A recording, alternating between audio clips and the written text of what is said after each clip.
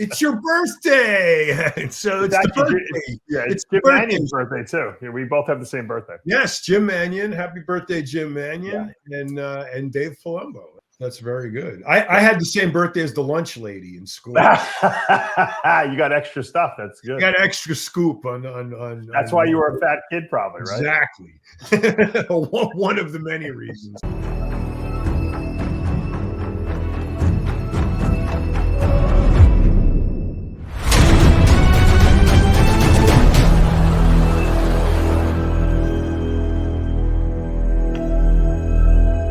Hi, I'm Michelle. And I'm Bill. We are the Wrestling team, selling beaded and stainless steel chain jewelry, highlighting and fitness and women's competition pieces. I can even custom just for you. Check us out at Brent'sBling.com. How you doing, everybody? This is Jimmy the Bull at MuscleMonster.com. I'm here today to share with you my personal power straps, how to help you become the best power bodybuilder I could possibly be, training through injuries, gaining strength, and now I'm going to share with you how you can get the extra mile in the gym, pushing and pulling and getting through the exercises. These are the best power straps you'll ever use. Go to MuscleMonster.com to get the full demonstration.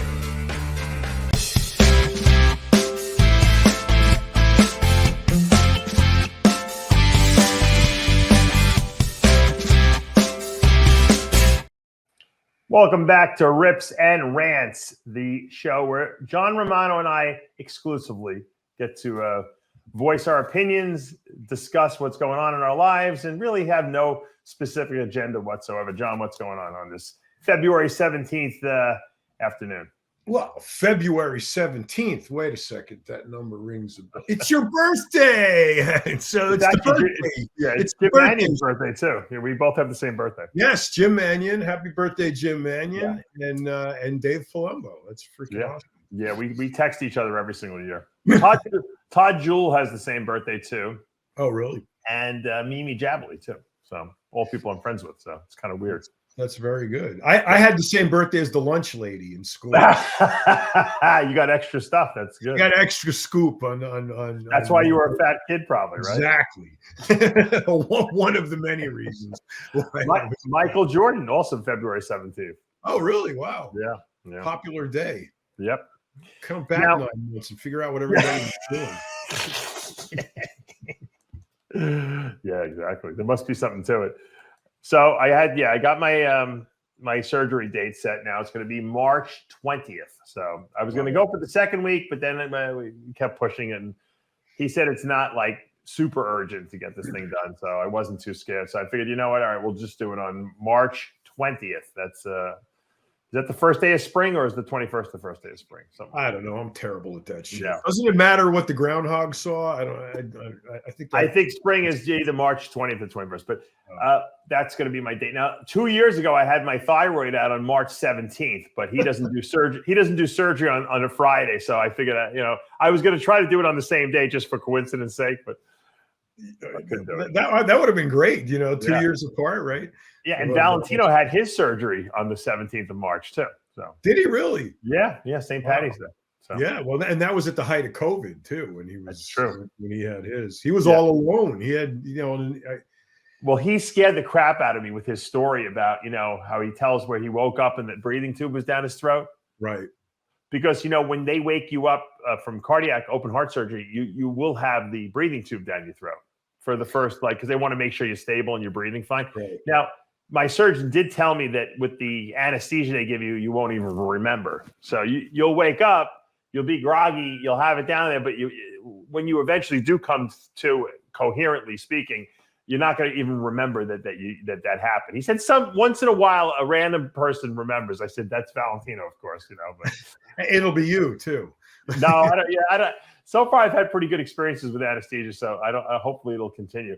When I had this little cardiac cath done on Wednesday, they give you Twilight. And my friend, he's a bodybuilder. He's my cardiologist who did the cath. He was like, give him what he wants, basically. So the anesthesiologist gave me a nice dose. It's literally, if you're going for a surgery that's not really that bad, like or a test like a colonoscopy, or you're going for like a cardiac cath where they're really hopefully not doing anything, once they get in there. it's kind of a nice little nap you're taking because they're giving you essentially a shot of heroin, okay? And you just feel good, you know, and you're not really that scared because they're really not doing anything like life-threatening at that point.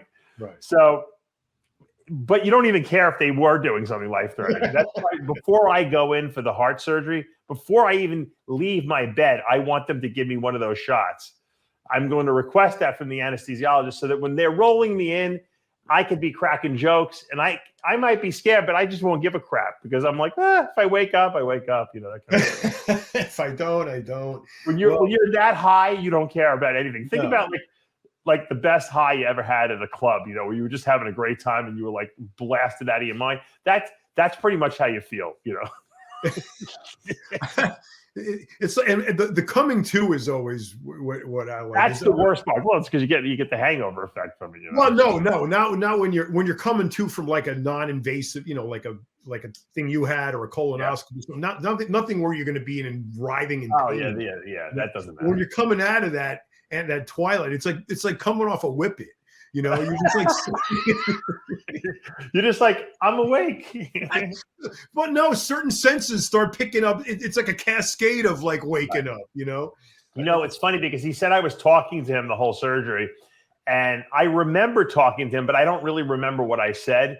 And I don't even I remember when he gave me like a shot of lidocaine in my wrist, which is where they put the catheter in, and it burned a little bit, but that doesn't bother me.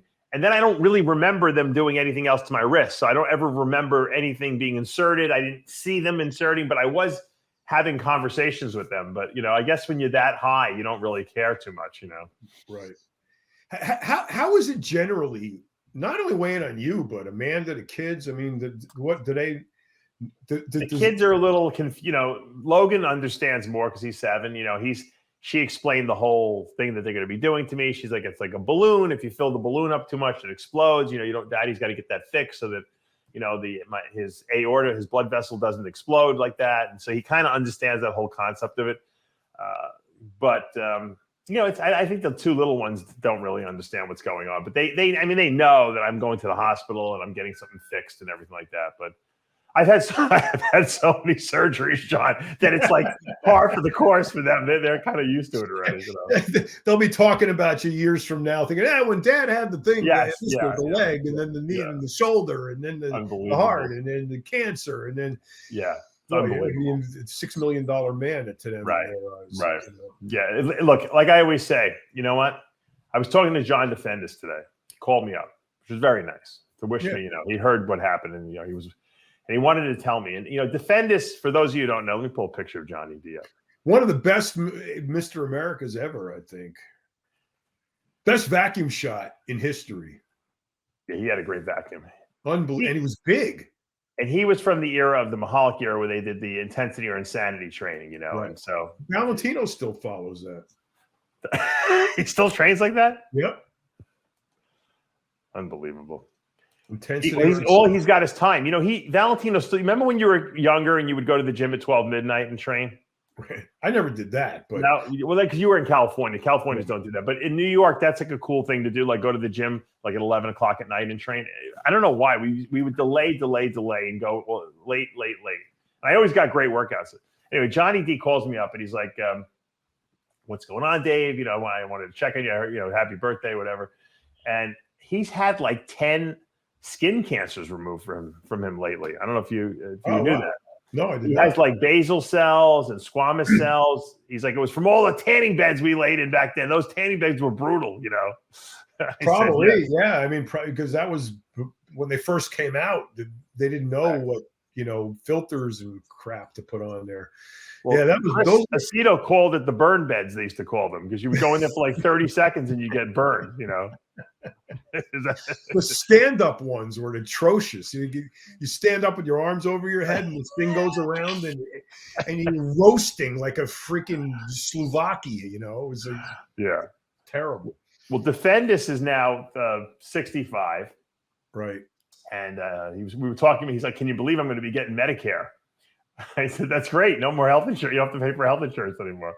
And, I think he said he could collect Social Security next year in like 8 months or something. No, it's 62. I got the guy called me yesterday. Right, but you get more if you wait. If you wait till 66. No, there's an economist actually has a video out. He told me to watch it. Right. There's an actual advantage to filing at 62. Why is that? I didn't really watch the whole thing. There's something about a converging point between the benefit and your age. And did you pay into the system enough to actually get a decent check? Hell yeah! All my personal incorporations, I always did payroll. Okay. I always did FICA, and I paid myself. I always did payroll, always.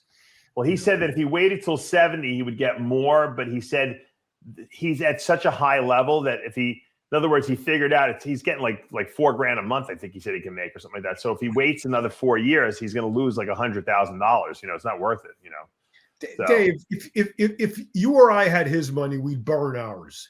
Well, I told him, I said, you don't even need the money. He goes, I'm not going to even touch it. I'm just going to put it in like a savings account. I said, well, that's fine. Need the money. Well, you paid in. I mean, you want it back, you know. Here's a good topic to talk about. So this is where I'm leading with this whole thing. Okay. So he sends me these pictures. I probably should put them up. I gotta email them to myself.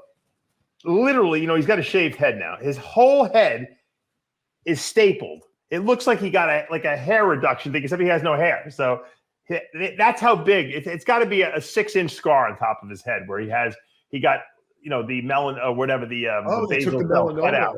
Yeah. Because what they do is they do what's called a Mohs procedure. So they cut out the part they can see, and then they check the border and they put it under a microscope. And if there's still cells there, they got to go back in and take another piece out. And they keep doing that until they get a clear border, and then they close you. So he's got this huge scar. So he said after he gets it removed, it's a huge incision.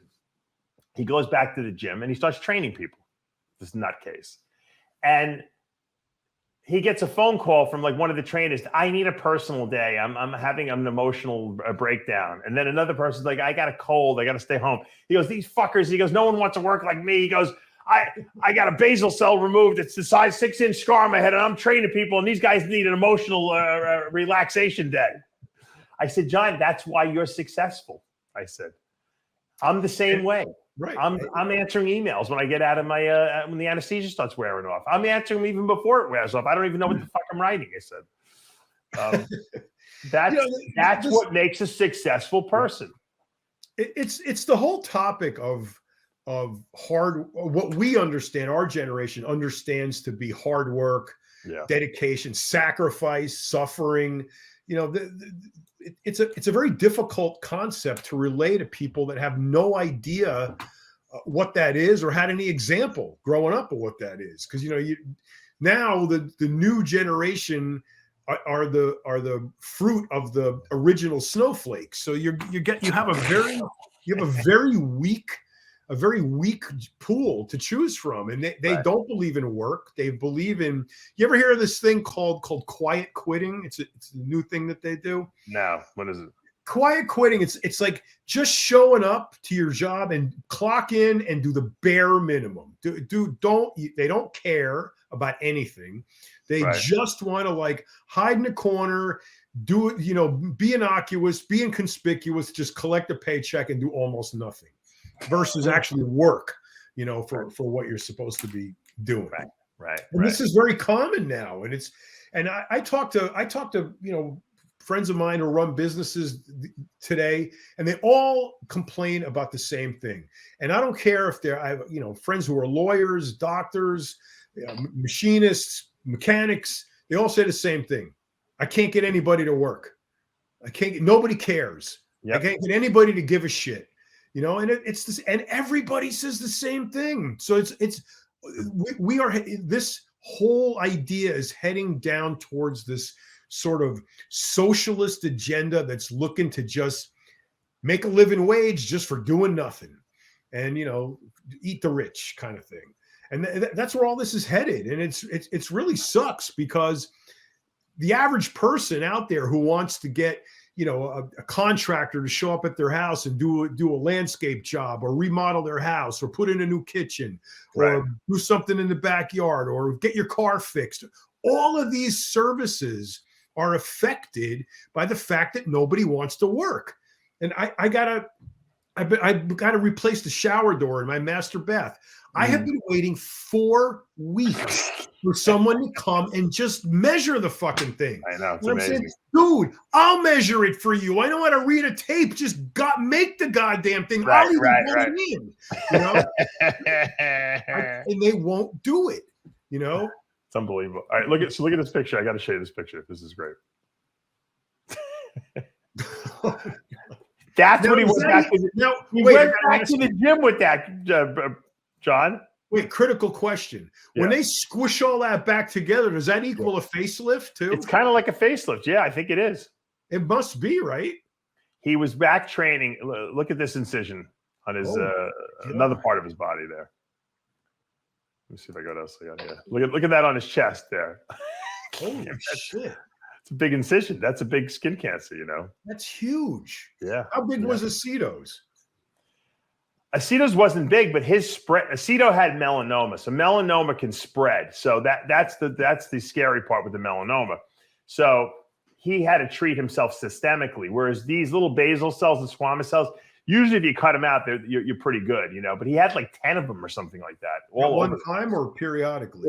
I think at one time, or I don't know if he had to go back multiple times to get them taken off, because they usually won't take that. I think they'll only take 2 off at a time, but it's a lot, you know. Your body, you know, when you get older, you fall apart. He had 2 shoulder replacements too, like I did. And he'll work the next day. He said, but you know what he told me? Yeah, I should have.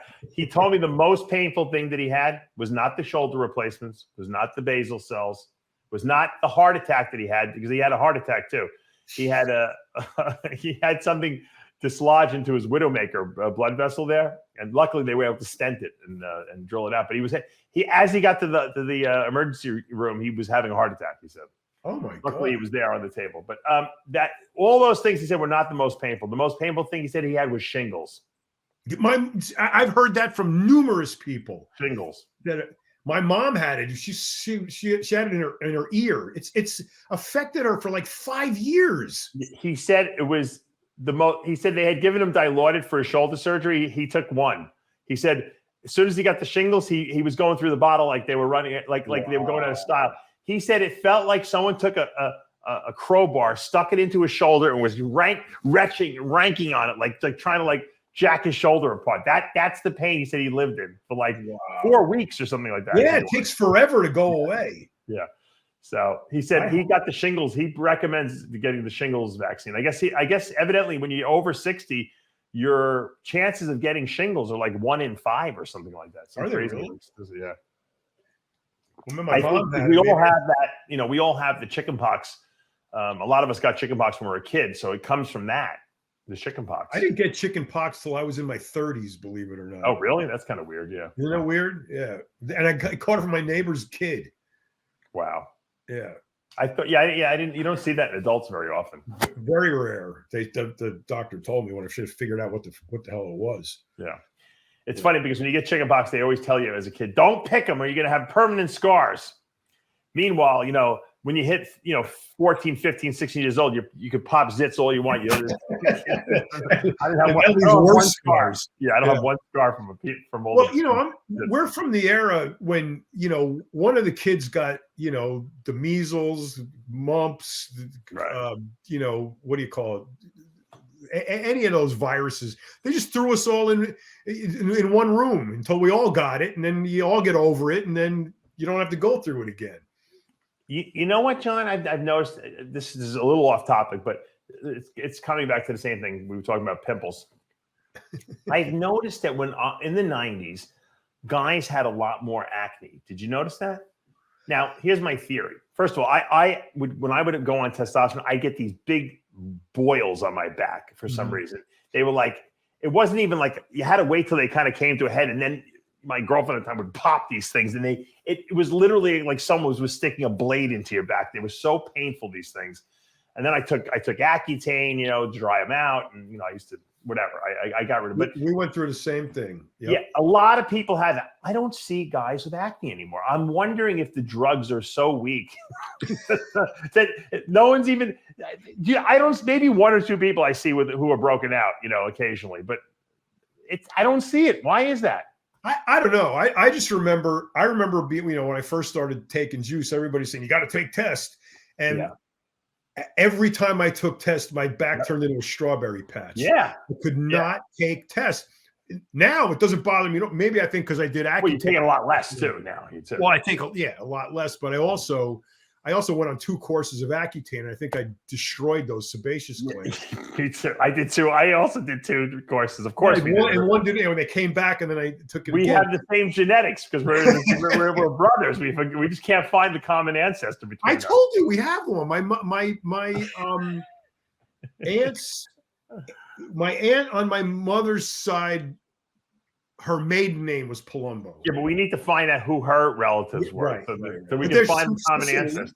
Yeah, it's probably like Francella, Palumbo or something like, one of these crazy Italian names, But I'm sure there were. Yeah, I'm sure there were.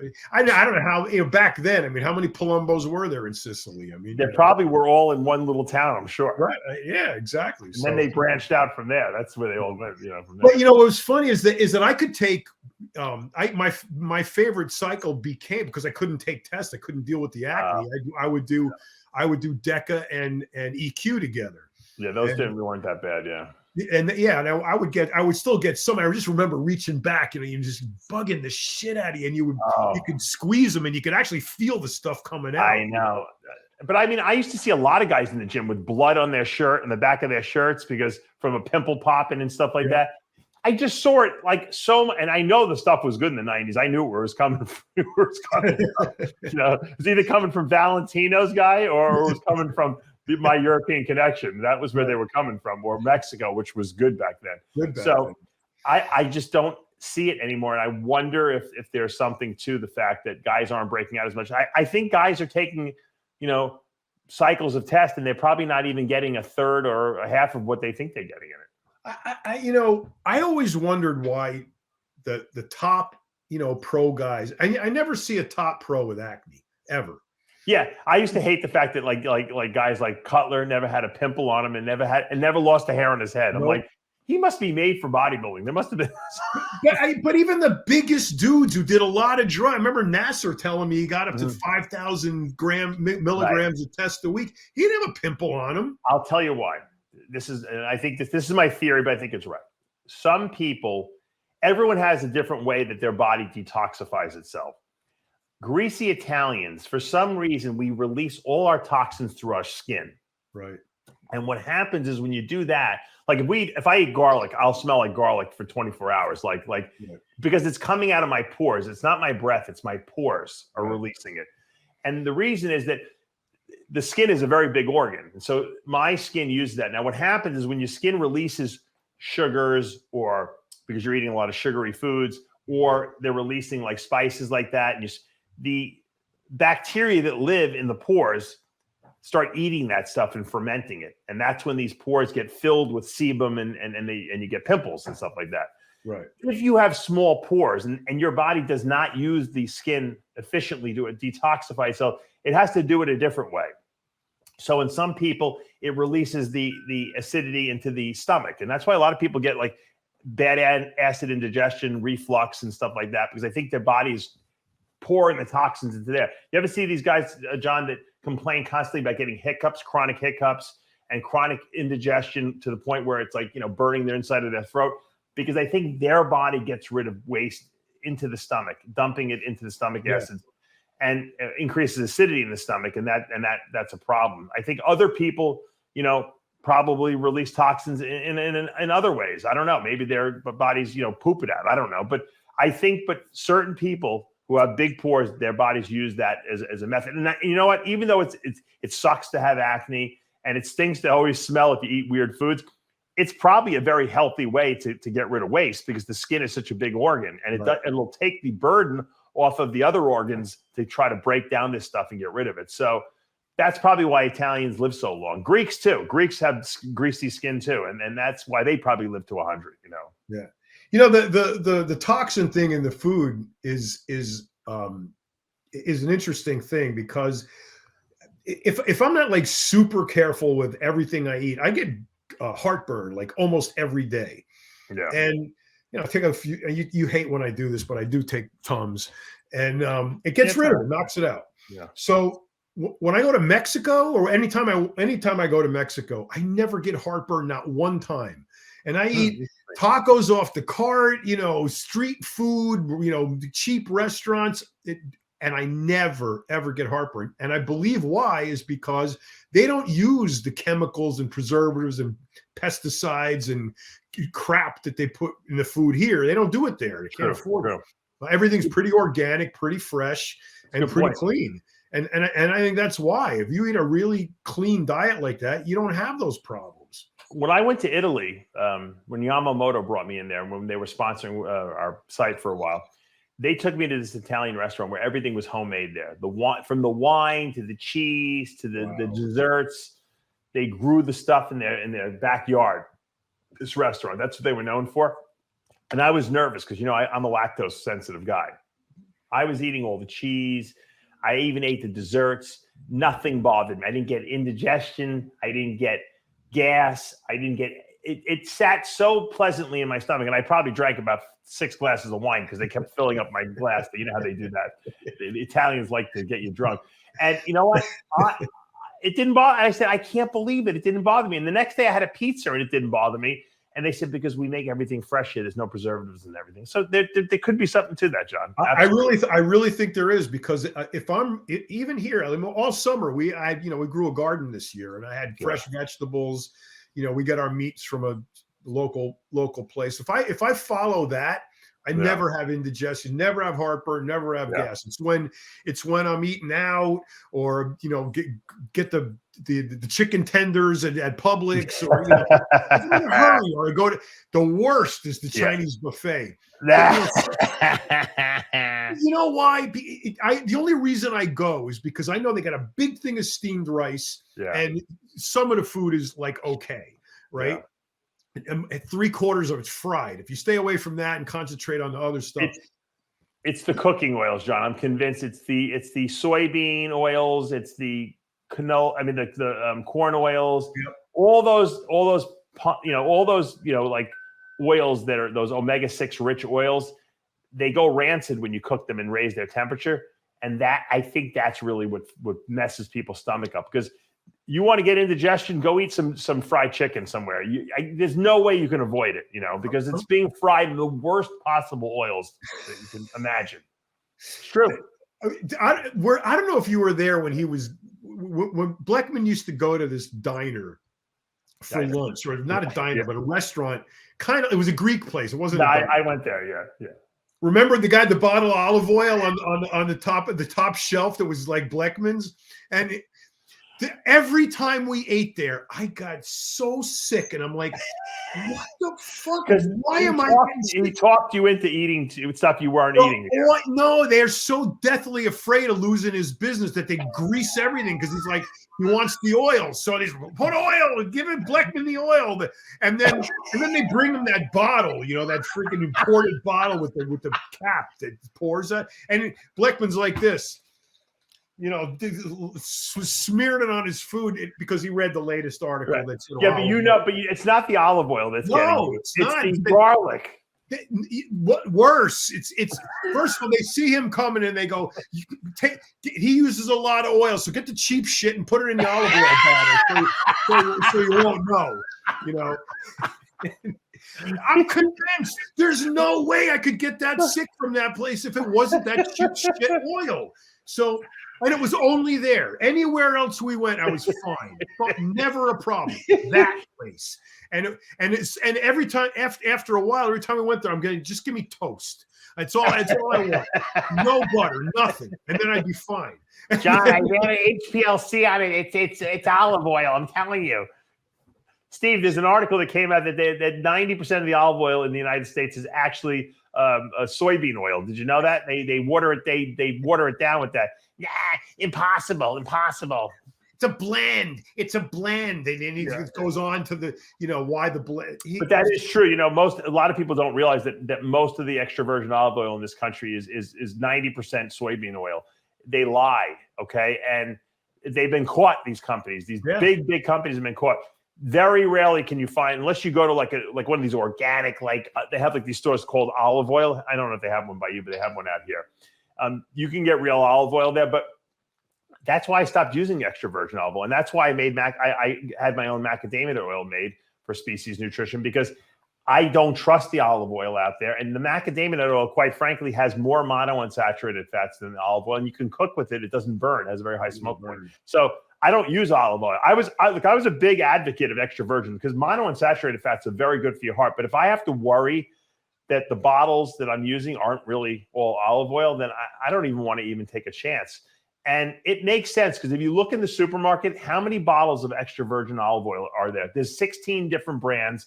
There's 280 bottles in every supermarket. There's no way they got that much extra virgin olive oil. You know. Well, there's one brand. The brand I get is awesome. It's called Badia, and they make a whole line of spices, and it's a Latin food brand.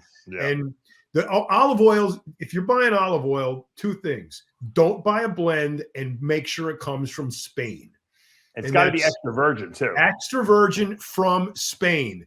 Only Spain, not Spain and Ecuador and Ethiopia. Only Spain and extra virgin, and you will be fine.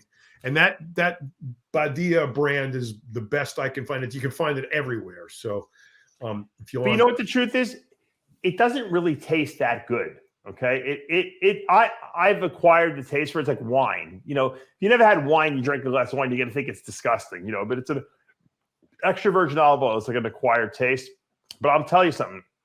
If you've never tried macadamia nut oil, it's about as, you know what, it's as close to butter as you're going to find, and it's got more health benefits than the extra virgin does. And you know what the funny thing is? I'll put it on toast and bagels for my kids, and I'll tell them it's butter. They don't know the difference. Oatmeal. I put the olive oil, I put the mac oil on. I sprinkle a little bit of salt. They think it's the greatest butter they've ever tasted. It's great in oatmeal too, because it takes the sweet flavor very well. You know. Yeah, so and you can. I even put it in my shakes. I put it in my birthday shakes even. Yeah, it's good. It's got a good mouthfeel too. So. Yeah, because olive oil has a little bit of a bitter taste to it, which is nice on salads and some certain fishes and stuff like that, but not really great if you're trying to mix it with like vanilla flavoring or chocolate. Yeah, no, it's definitely a savory, accompaniment. I love the taste, but like the 16 varieties, they all 16 taste different. So you gotta find the one you like. But I'm convinced that Greek place, when he saw Blackman coming, he siphoned it out of the fryer. It might be even have been castor oil in there or something like that. No, I really think it was out of the fryer because. I'm trying to think of why it would make me sick, and it could only be that it was rancid because they don't change the fryer oil enough. So they see Blackman coming, the oil siphon, and they can't afford to keep the oil in stock, because he uses a quart of it every time he comes in. So they fuck him over, and I paid a price. They get remember. Oh my God! You remember when they were accusing Valentino? They were calling him Valvolino, because they put Valvoline oil in his arms, which he didn't obviously do. But they probably got the same stuff. They're filling the olive oil in the back, the extra virgin olive oil. The bottle looks like it's worth about $1,000. Just the glass is so beautiful. They're like, fill this up with the oil that we drained out of that car over there. Oh, Mr. Blackman. Oh, here we go. Here's your bottle. We got your bottle of olive oil. Oh, man. Dude, what a kook. You know what's funny? He is such a kook that, 2009 we left? I mean, and all these years later, it's still funny. It still cracks us up. I know. I'd love to have a dinner with him, at some point. He'll probably, he'll never talk to us again, more than likely. But it would be funny to have remember before I went to federal prison, John and Steve and I think Elise came and met me at this Italian restaurant that was by my house. No, Elise wasn't there. It was Rick Collins, you and me. Right. Rick lived right there, yeah. And they met me at this Italian restaurant. It was snowing that day, And it was you like had tank top, you had a string tank top and shorts. Shorts, yeah. And this was right. I think it was like a week or two before I was going to go into federal prison, to do my time. Which actually was around this time of year. I think it was like the 1st of February or something like that. Yeah. And John had the tape recorder, and because John was going to write the article, or he wrote the article, "The Last Supper," they called it, Right. And and I got to be honest, I had a really good time at that day. Like, it was really fun. Like, it was. Yeah. Blackman had a good idea to do that. Think about it. He flew John in just to do the article with me and go to dinner. From Mexico. Yeah, you were in Mexico. He flew John in. They drove all the way out from Suffolk to Nassau County. We met Rick there, and we all had dinner. And I'm sure Blackman had a great time. Schmo fest for him too. But and it was fun. It was fun. And then John wrote the article. And I think when I got out, we did it again, right? Didn't we do another one? We did. To go over what happened the 5 months I was in there, and in the same place. I think we met, right? Yeah, we reenacted it, the whole thing. And the article that you wrote was super popular. So in essence, in hindsight, it was a genius move on his part, because he was always trying to think of ways that would get people to want to read the magazine. And that obviously was golden, because there was no social media. There was no nothing. That's it. If people wanted to find out what I was doing or what happened, they had to read Muscular Development. So, of course, he probably sold 1 million magazines based on that. The internet ruined him. Yes. Yeah. As soon as the web started getting popular, he was gradually more and more out of his element. Yeah. Didn't know what to do. Couldn't adapt.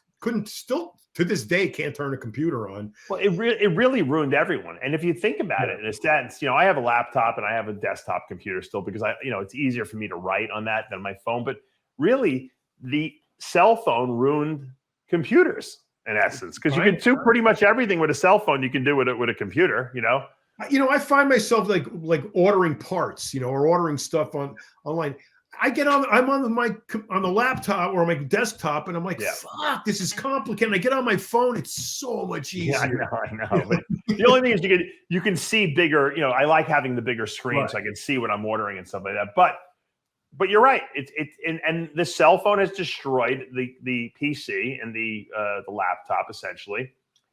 For most people, not for people who work and do stuff on there, but it does. And if you don't constantly keep adapting to the way the world is evolving, and it's evolving very, very quickly. You could in 2 years you can be a dinosaur and go extinct. And that's what happened to him. I feel bad because he really loved. He had a passion for the magazine business. He loved doing the covers and the storylines and all that stuff and getting the interviews with people. But the social media destroyed that, and now the cell phone is destroying the computer. Yep. And probably the next thing will be a contact lens in your eye, and you'll be blinking to order shit on Amazon. And they have the glasses now.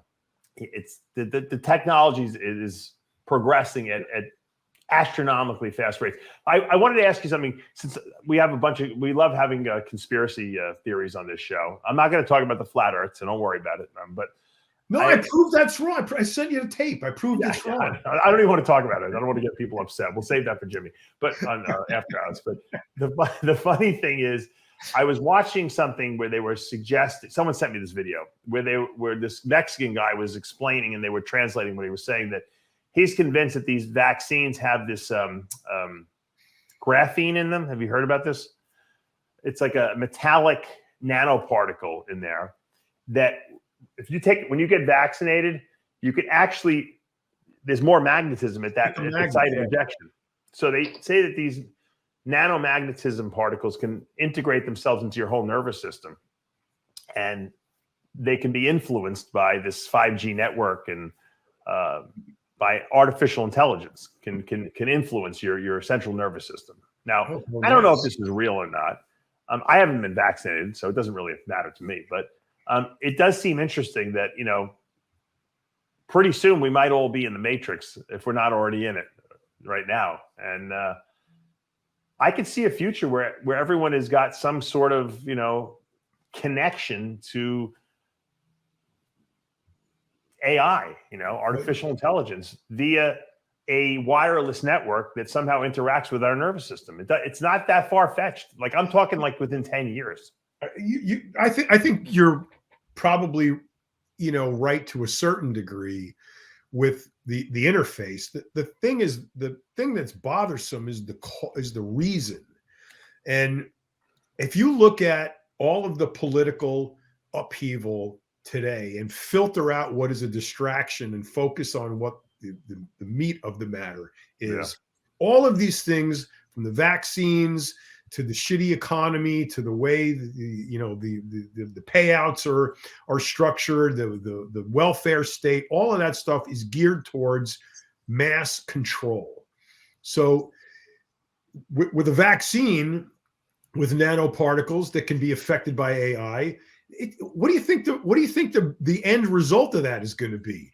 Just a bunch of docile, compliant taxpayers. And that's cash generators. That's what the powers that be want. They want the world, let alone America, the majority of which in America, so that you 330 million people in America, they all generate capital for the cause. So if you're all under control and you can't think for yourself and you're stifled, the media is stifled, the media that exists is feeding you bullshit. The truth is being buried, obscured, hijacked in some way. Right. You can't, the freedom of the press is shot. They want to take your guns away. All of these things lead to ultimate government control of the people. And if there is an AI program being built to interface with nanoparticles in our nervous system, I guarantee you it is not to turn everybody else into capitalist, brilliant millionaires. It's to put them under control and make them docile and compliant. I agree. I think so. But that's scary. And you know what? Who knows where they're going to, they say that they're, these graphene particles are not only in the COVID vaccine, but they're also in a lot of these flu vaccines that they try to push on everyone yearly, especially the old people. Right. Everyone's got to get a flu vaccine. Yep. I know someone who got a flu vaccine. They got the flu from it. I just don't believe these are vaccines. What a vaccine to me is the polio vaccine, the measles vaccine, influenza. When not influenza, I take that back. Those were the polio was the big one when I was growing up. But you got one shot and that's it. No booster, no extra shot. No, you might have had boosters. I don't think I remember you had to get when I was a kid, I got like 3 shots. That was it for school. I vaguely remember, because it was a traumatic experience getting an injection when you were a kid.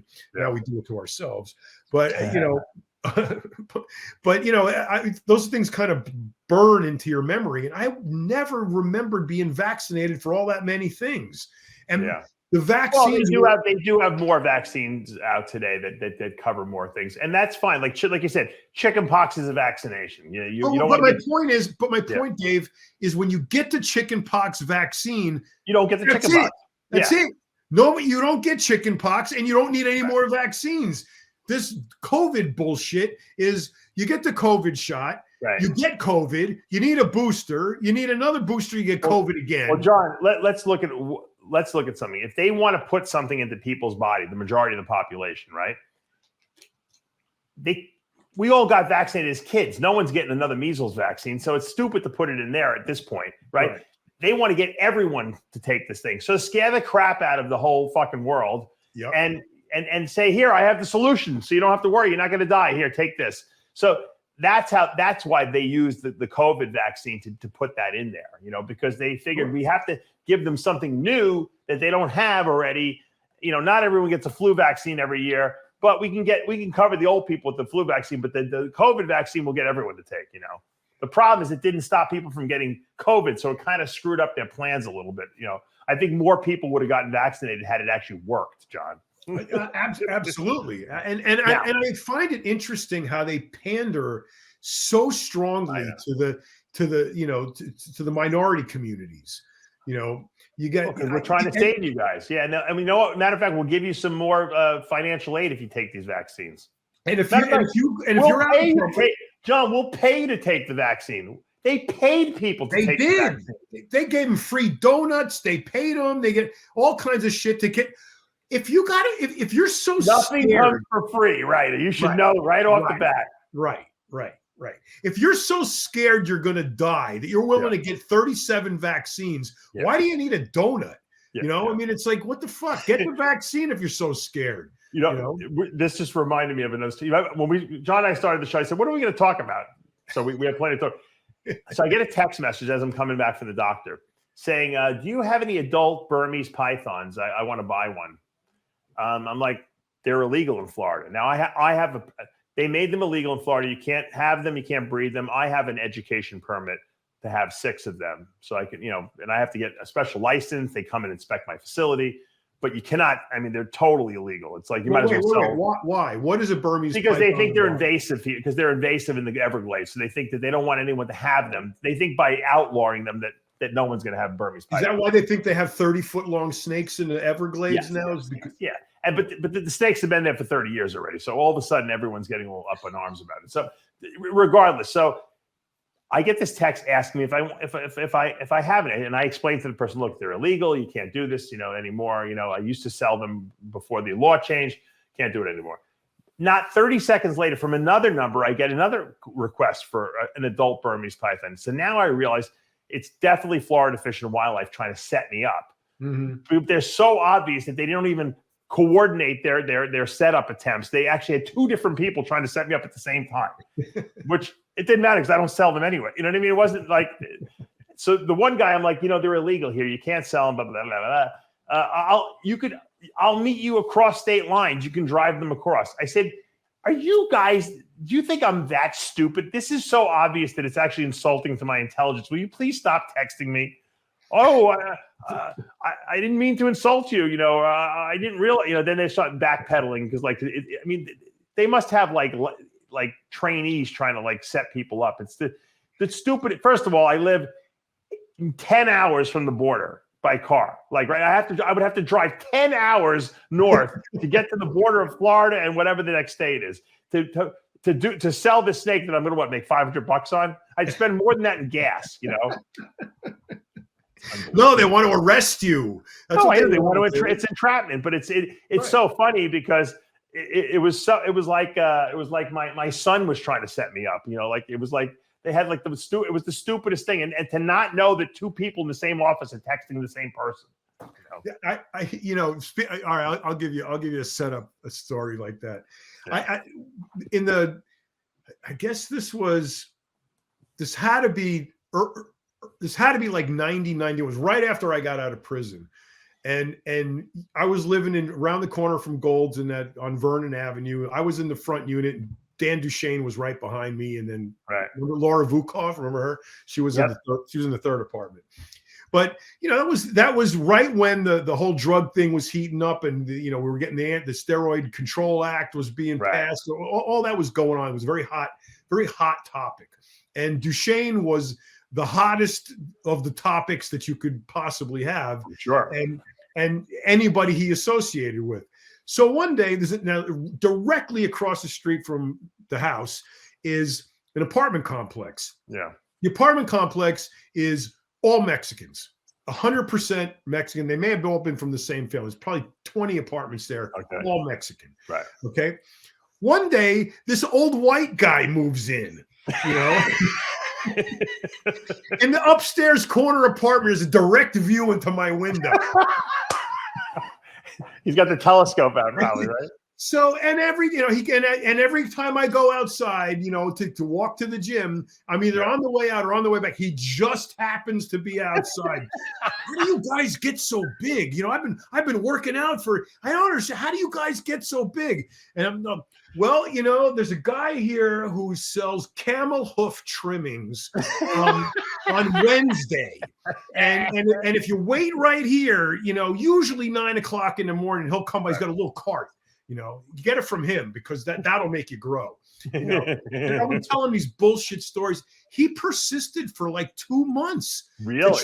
Yeah, to try to like weasel, and it was so. But was he watching like when people were coming in and out of your apartment? You know, because he's Mike Christian said, "I want to set up a lawn chair in your front yard and just watch the parade going in and out of there." You think this guy actually collected any valuable data to bust Dan or no?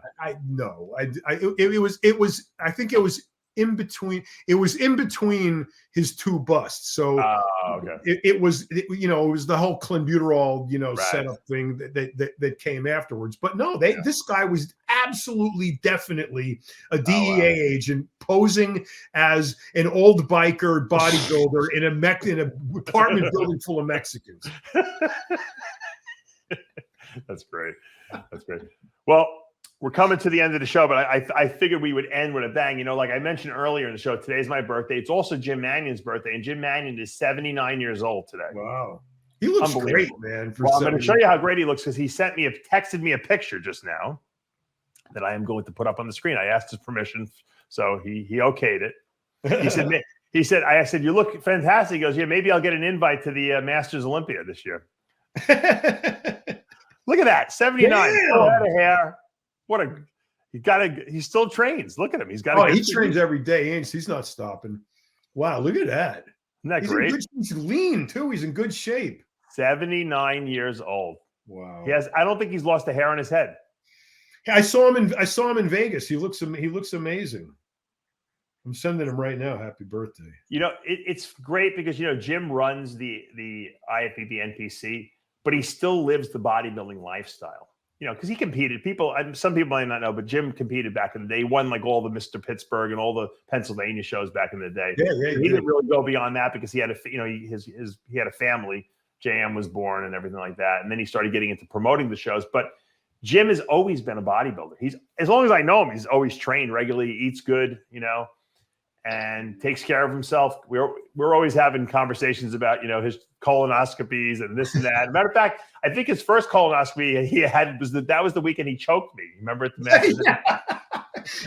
It's really funny. He apologized. He's like, I was so stressed out about this colonoscopy, Dave. I lost my mind. And he really, I was fine with it. He's mellowed out so much in his old age. But I got, you know why though he treats us like we have had for decades a contentious relationship with Jim Manion. I mean, we have been yelled at, ostracized, banned, kicked out. So many. And what happens? We still love each other. We're all best friends. I talked to him the other day on the phone. He's hanging up. He tells me he loves me. Well, you know what? I always whenever I get into like a disagreement with him, and JM would see me after. He's like, Dave. He goes. Whatever my dad said to you, I grew up with that. He goes, it was way worse for me. It always used to make me feel so much better. Like he's like, don't worry, he'll forget tomorrow. But my point is, he understands the brotherhood. In his eyes, bodybuilders, us, we are all brothers. And Joe Weider thought like that, and by default, we think like that. I certainly think like that, and that's why to this day, after all the strife and yelling and screaming and things we've been through, that we still love each other and say so, and I think that's a beautiful thing. Yeah.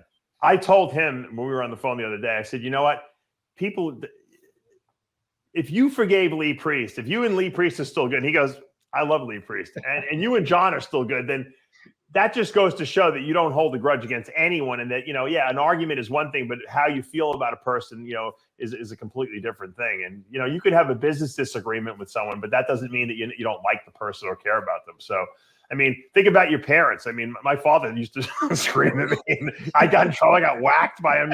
Doesn't mean he didn't love me.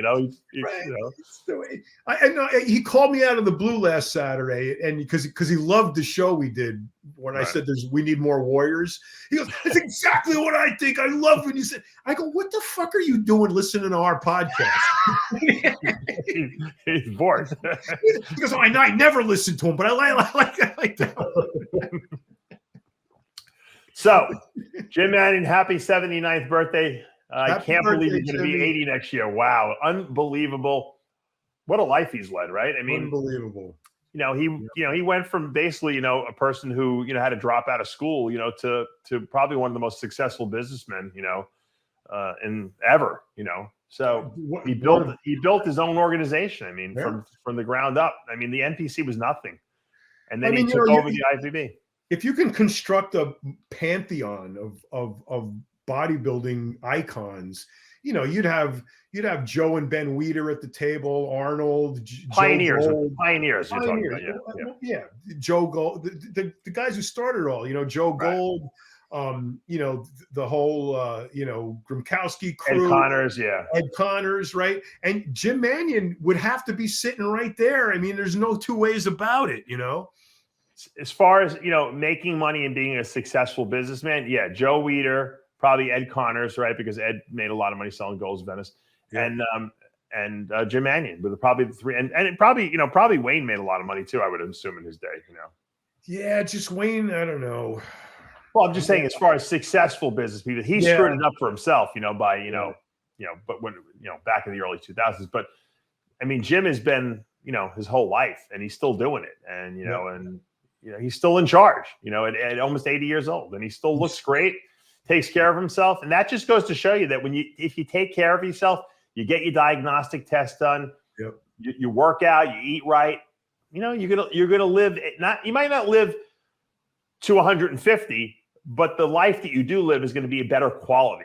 You don't see Jim walking around in a wheelchair. He doesn't have any, you know, anything that's preventing him from doing the things that he wants to do on a regular basis. And he's almost 80 years old. I mean, that's what I want. You know, I hope that I make it. I hope I look as good as he does at 80 years old, you know? I hope I just make it to 80. I don't care what I look like. Well, yeah, exactly. It's funny, when I asked the surgeon what the recovery was from this surgery I'm going to be having, and he's like, well, you can go back to the gym in 2 weeks. I'm like, 2 weeks? He's like, yeah, I don't want you bench pressing like 405, you know, or anything like that. But, you know, because your chest is still healing, but you can go back and do some stuff. I'm like, this guy definitely works out.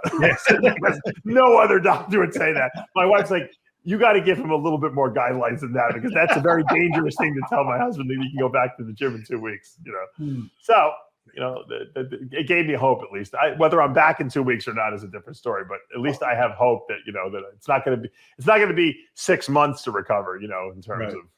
Well, you know, from all of your other surgeries, they want you up walking around a couple hours afterwards. Yeah. It's, you know, the hardest part will probably be the first 36 hours, I would say, you know, 48 hours. You know, once I think those first 2 days go by, and they start pulling the tubes out, you know, you start feeling better and stuff like that. So I remember a long time ago when my patellar tendon exploded, and I had it re put together. Right. I mean, this was horrible. I mean, it was a bad, you know, my kneecap was halfway up my quad. Yeah. So, you know, I'm waking up from it. I wake up from the anesthesia, and I'm like, they wheel me back I'm out of the recovery room. I get back into my room. I'm in my room maybe 20, 30 minutes. The nurse comes in and says, okay, it's time to get up. What the fuck are you talking about? Really? They got me up. I swear to, I'm not exaggerating. I wasn't in that room an hour. Wow. Not even an hour. And they had me up with the walker, you know, hobbling down the hallway. Wow. Not the crutches. They gave me, I can't remember, a walker. I think it was a walker the first day. Your leg was definitely immobilized straight. There's no way. Yeah, no, it was in a cast. Yeah. It was stuck. It couldn't move it. But they wanted me up and moving. I heard that from a few people that have had this similar procedures to mine, you know, where they want you up pretty quickly, you know. So look, it is what it is. I got a month or so to kind of like putz around a little bit and plan. So not too bad. Not too bad. I think we're going to probably take the kids, you know, on a couple little trips, you know, get them. This way I get an 8. I think I'm going to need mentally 8 weeks to kind of recover, just to be because to me, I'm not one of these people that needs a lot of people around me help me. I like to just be left alone. If I could be left alone for like, you know, like a couple of weeks to recover, my recovery will be a million times better, you know. Yep. Whereas a lot of people just need constant like people on top of them. I'm the complete opposite. You know? I'm like, I can't. I want to be left alone. Leave me alone. Me too. Yeah.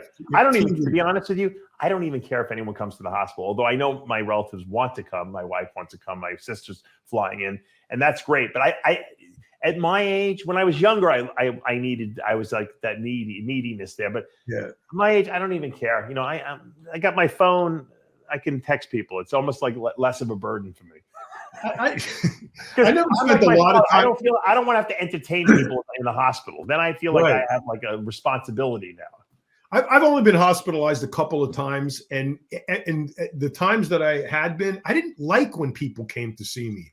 I don't want you to see me in my pajamas. I don't want you to see me in bed. I don't want you to see me dirty. I mean, I don't want you to see me. Leave me alone. I'll come home when I'm done with all this shit. Amanda can't wait to come and take pictures of me with tubes sticking out of my mouth. I know her.